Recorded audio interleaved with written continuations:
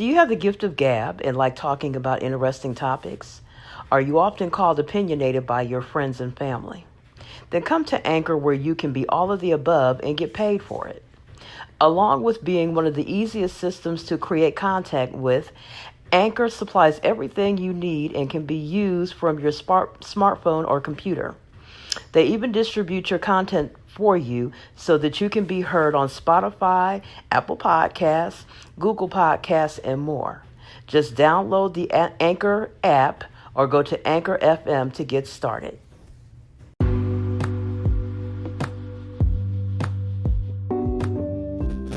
And I got a hello everyone. Hello internet family. This is Anjanette Potter, also known as Adam's Rib, and you are listening to the Out and About movie review podcast.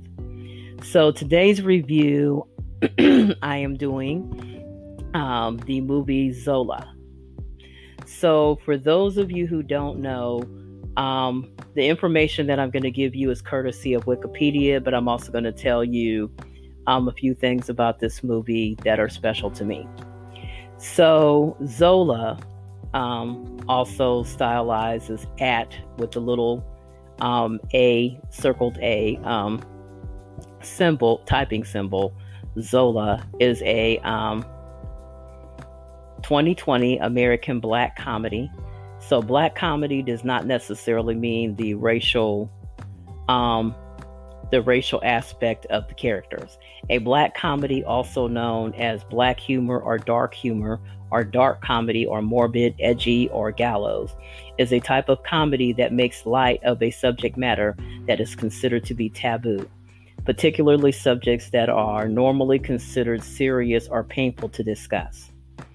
So, one reason that this would be considered to be a black comedy is because it is surrounding the whole subject of human trafficking.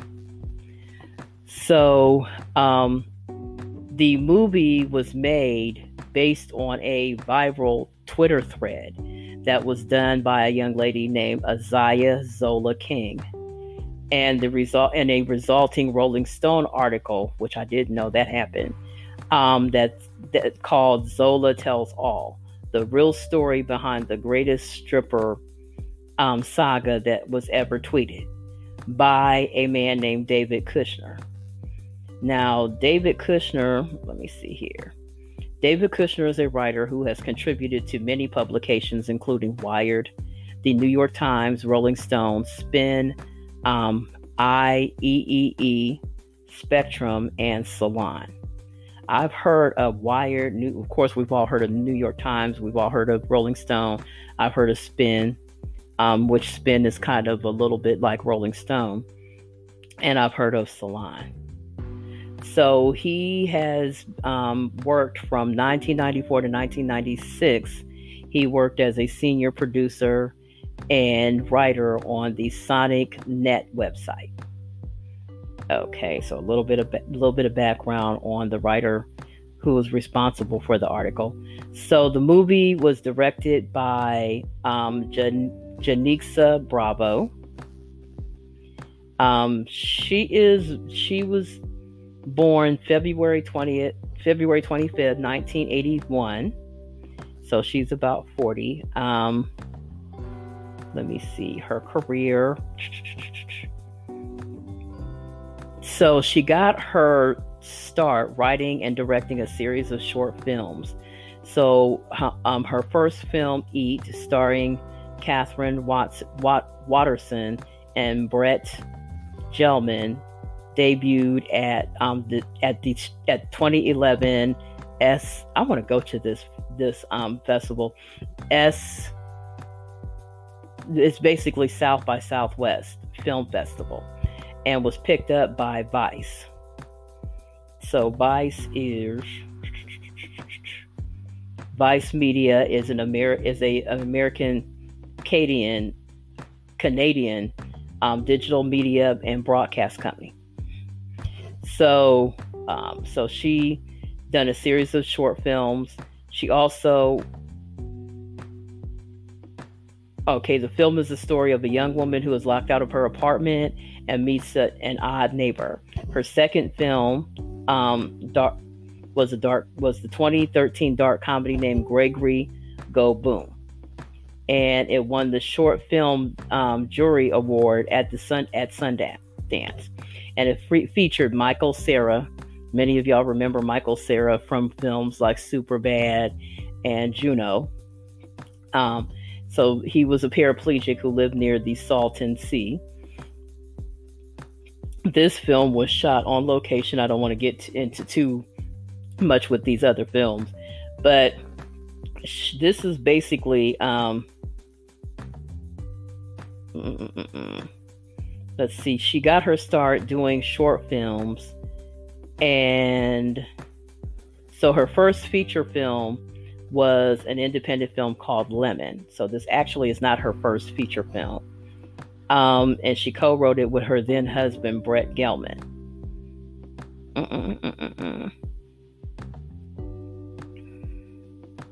Okay, in addition to creating her own work, she also directed season 1, episode 9, Juneteenth, on the FX network show Atlanta, which stars and was created by Donald Glover. So, so this is her latest. I think it's like her second feature film. I would have to say, at first I thought it was her first film. I was going to say it's actually a really good film, even though it's about very, sensitive issues. Okay. Now, she directed it. It's from a screenplay by her and Jeremy O. Harris. So let me give you a little bit of background on him. So Jeremy O. Harris is an American actor, playwright, and philanthropist known for his plays Daddy and Slave Play. Lord. If you don't know what Slave Play is, let me give you. Slave Play is a 3-act play, and it's about race, sex, power relations, trauma, and interracial relationships. It follows 3 couples undergoing antebellum sex performance therapy because the black partners no longer feel sexual attraction to their white partners. So I've heard about Slave Play. So that's why I'm going ahead and giving you a little bit of background there. So he's responsible for that. Let me see here. So the storyline, it features Taylor Page as a woman named Zola, a part-time stripper who was convinced by her new friend, Riley Keough. I'm trying to think, is that?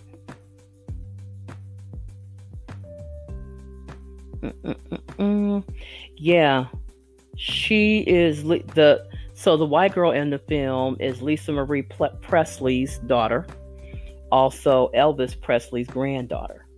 Okay, so to give you a brief synopsis of the film, the black girl works in a restaurant and strips as a side gig to supplement her income. And the white girl comes in, and they barely really know each other, and so the white girl piques her interest in this opportunity to go strip in this other city and make some extra money. $5,000, I think. I'm like, which is a lot of money,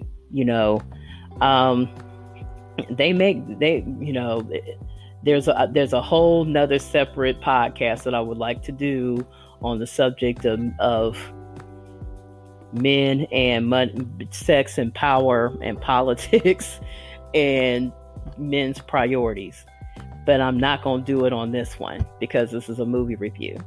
So they're going down to Tampa to earn this money.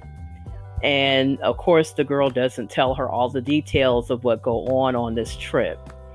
So Zola herself tweeted about their adventures of what really went on the trip. And if you get a chance, if the tweets are still up, to go and look at them. I looked at them, and from a writer's standpoint, I'm like, well, she's an excellent storyteller. She's a good narrator. It's very, even though it's, like I said, dark subject matter, because we're talking about the whole issue of human trafficking and how people get drawn in, she still keeps your interest as far as her ability to narrate and keep your interest in what's going on, and her take on it, the comments that she was making, and the way that she shapes the stories, I found to be very humorous. She was able to demonstrate a very dark subject in a very humorous manner. Her delivery was very humorous. You're just like, oh my god, but like you are unable. It's like people talk about train wreck TV. You're looking, and this is something bad that's happening to these young ladies, but she's such a good storyteller that you can't come away from the tweets. You want to see what happens next. So she is very, very good. I'm like, she should go forward and write books, because, to me, and I'll get into a little bit more of that later, but I want to give some more details about the film. So, as I said before, was directed by Janixa Bravo, screenplay by Janixa Bravo and Jeremy O. Harris. It was based on Zora Tells All, the real story behind the greatest stripper saga ever tweeted. The article was by David Kushner in Rolling Stone, and the tweets by Isaiah Zola King herself. It was produced by Christine Vaction, David Sosa, Gina Walsh, Kara Baker, Vince Jolivet, Elizabeth Haggard, and Dave Franco. And it starred Taylor Page, Riley Kehoe. I thought the name Kehoe sounded familiar. Kehoe, Nicholas Braun, Ariel Stachel, and Coleman Domingo. The cinematography was by Ari Wegner, and it was edited by Joy McMillan. Music by Mika Levi, and the production companies were Killer Films, Ramona Films, and Gigi Films, and it was distributed by A24. The release date for Sundance, because it made it to Sundance first, was January 24th, 2020. And the release date for here and to the rest of us, a lot of the delay on the release date was due to COVID, but that was June 30th, 2021. Okay, the running time is 90 minutes. It's not a very long film. As a matter of fact, I took the Queen Mother to see it with me. We went to see it together, and she was like, they kind of left me wanting more, because I wanted to know what happened once they got back to, and I don't want to give away the ending. You wanted to know more. So, it was 90 minutes, but it was 90 minutes that was not boring at all. There was nothing boring about this film. It was made in the United States. Now, the budget for the film was $5 million. And so far, box office receipts, it's done 3.5 million. So it's within the 1.5 million of breaking even as far as their budget. Which can it do better? It can. I'm going to even give you the showtimes here in Columbus. So if you decide you want to see it yourself, that's fine. The film premiered at the Sundance Film Festival, like I said earlier, on January 24, 2020, and was released in the United States June 3rd, 2021, by A24, which is the distribution company. The release was pushed back due to the COVID-19 pandemic. And the film received generally positive reviews from critics. So let me see here.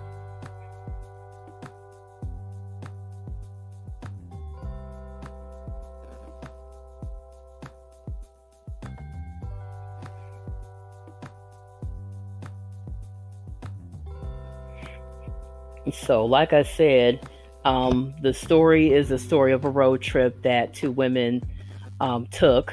The one being a part-time stripper to supplement her bills, and the other girl, the white girl, was basically the victim of human trafficking.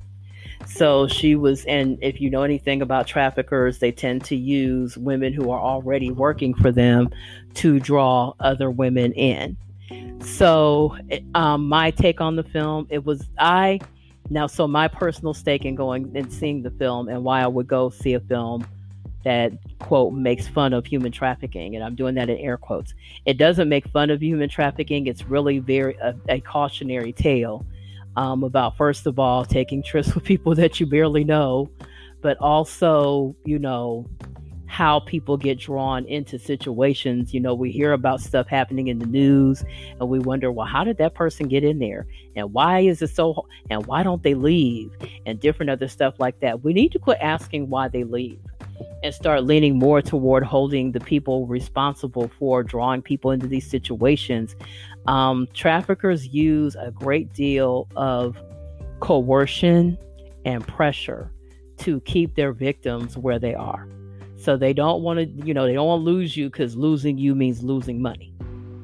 So many traffickers have a business mindset when it comes to, it's not a good business, but it's a business mindset. To them, the women, the hookers, represent money. So one of the ways to keep you under their control is to inspire you through fear. They may even play on any romantic feelings you might have for them. There's just all kinds of different ways. If you think about domestic violence, and you think about how the perpetrator, because domestic violence is a crime, holds on to his victims, or how a cult gains mind control and holds on to their victims, it's the same thing here, using coercion and intimidation to hold on to their victims, because their victims represent money. And if they start, losing victims, then they lose money. So so my take on the film itself, I think it is a very good film. It held my interest. I saw the original tweets. I went ahead and read them, because I was hearing about them on, different news shows like DL Hughley and different ones. So I went ahead and looked at it, and I think the controversy was, is she glorifying prostitution or whatever? So I looked at it, and I was like, wow. I was like, yeah, it is touchy. It is very touchy, subject matter, but her telling, she's an excellent storyteller. The first thing I thought was, this woman is an excellent storyteller. This is very entertaining. It kept my interest. I kept wanting to know what was going to be next on their agenda during this whole road trip. I, told somebody, I said, really, to be perfectly honest with you, she reminds me of Iceberg Slim, Donald Goines, who is also known as Al C. Clark, and different Odie, what's his name? Anyway, he wrote a book. There was a man that wrote a book called Sweet Peter Dieter, which was also about, a man's exploits as a pimp. So it is of the street, what we call the street genre of fiction. That was very popular. It was to me reminiscent of the street drama that was of that type, that was out around in the 70s. So in the 70s they had what they call the blaxploitation period, which was marked by films like Superfly, The Mac, a lot of Pam Grier, Foxy Brown, Shaft, different other Sweetback's Badass Song, different films like that. Well, Iceberg Slim, I think it's Odie Hawkins, Al C. Clark, also known as Donald Goines, were those people in books. So they were, pretty much that same type of what they call, like I said, street, urban fiction, street fiction, different stuff like that. So she is kind of there. And that type of fiction kind of made a resurgence, I think, back in the 90s. So and I think there's going to be a renewed interest because Sister Soldier, who was one of the um, headliners for that, one of the leading voices in that, wrote a book called Blue. I think not the bluest eye. Um, oh gosh, hold on.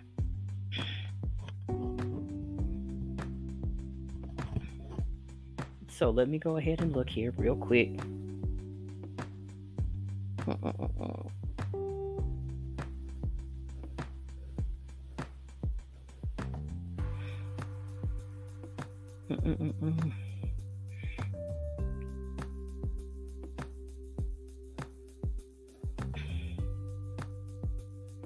Okay, the coldest winter ever. And the coldest winter ever was out around 1999, so almost the end of the 90s. And I want to get a hold to that so I can read it. I didn't get a chance to read it. I kept hearing from every time I looked around, I saw a Black woman reading it, almost feel disloyal because I didn't get to read it. But to my defense, I was busy I was busy. I was still supporting Black literature by reading, because I was reading. I had got a hold of Terry McMillan during that time, Waiting to Exhale, Disappearing Acts, and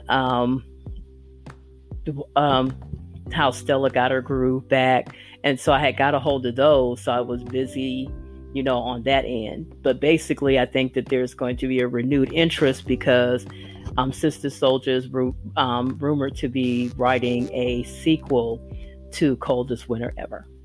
So I kind of put this young lady in that group. And so I remember seeing the ads for it when I was in the theater to see another film that I'm going to be reviewing this month.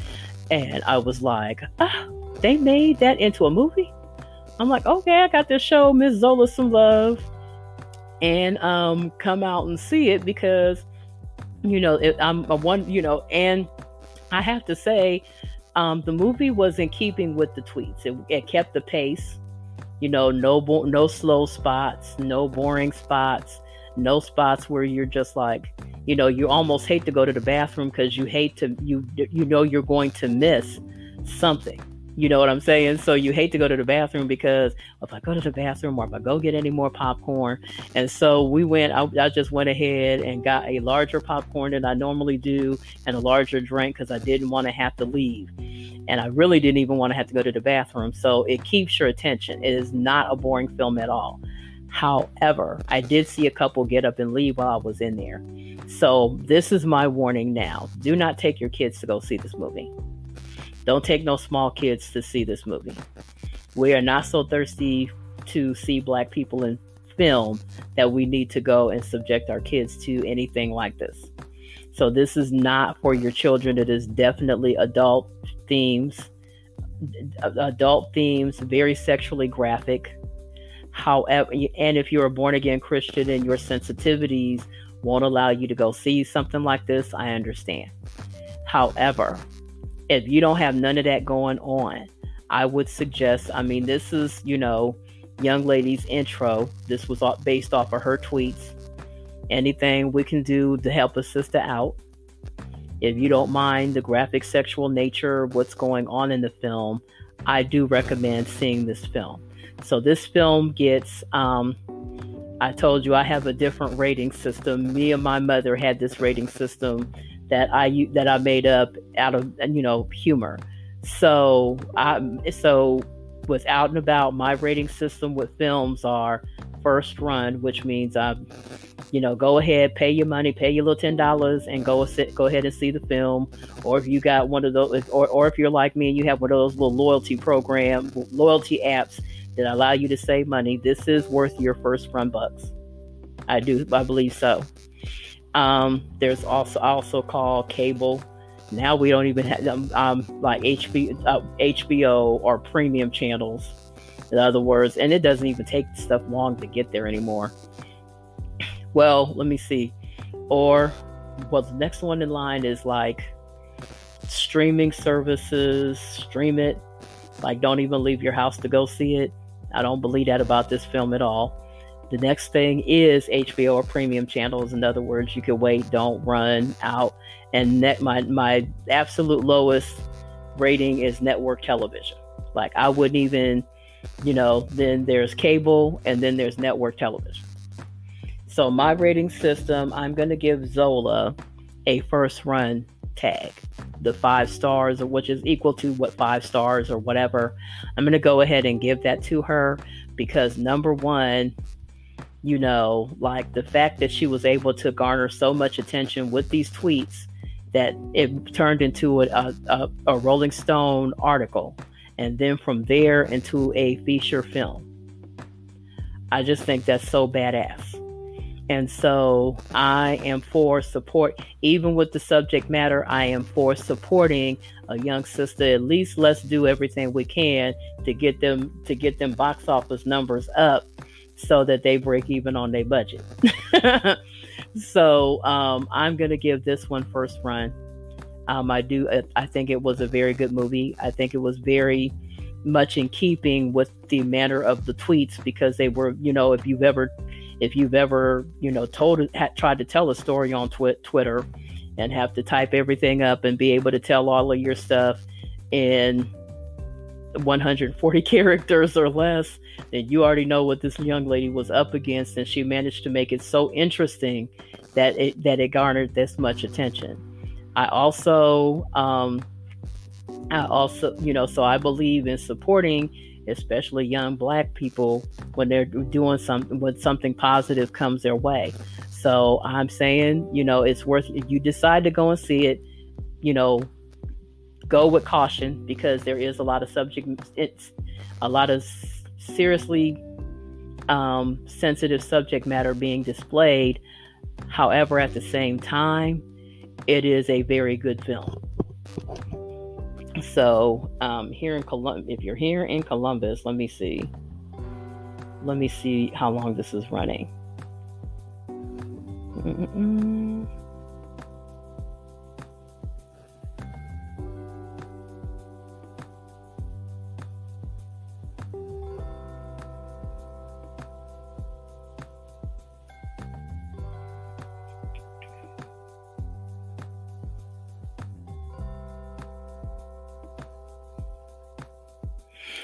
So it is still showing today. So the theaters that it is showing at is Marcus Pickerington, Gateway Film Center, AMC, Lenox, another AMC over in Easton Town Center, that's here in Columbus, and Studio 35 on Indianola Avenue. And like I said, I don't know how much longer it's running. But it looks like it's going to be here the whole month of July, because I see show times going all the way up until July 22nd. So if you're grown and you got kids and you have a grown person's weekend available or what have you, we saw it at a theater here in Columbus called the Drexel, and I don't see them listed, so I don't know if we saw it on the last weekend for them. But it looks like it's going to be in theaters at least till the 22nd of July, which is on a Thursday. So if you are really, really interested in helping out future filmmakers, I highly recommend that you see this film. So I will see you guys later. Okay, I will see you guys later. This is Anjanette Potter, also known as Adam's Rib. You are listening to the Out and About movie review of the movie Zola. So you guys have a good day. Enjoy the rest of your week. Have a happy Monday. Have a happy July 12th. And go bless the world with your presence.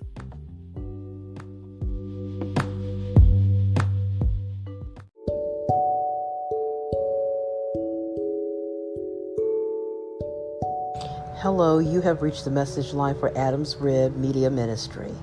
If you would like to give me a shout out, recommend some topics for discussion, or give an opinion about a topic I've already discussed, either on my blogs or here on my podcast, leave a message and I will get back to you as soon as possible. Have a blessed day. Bye-bye.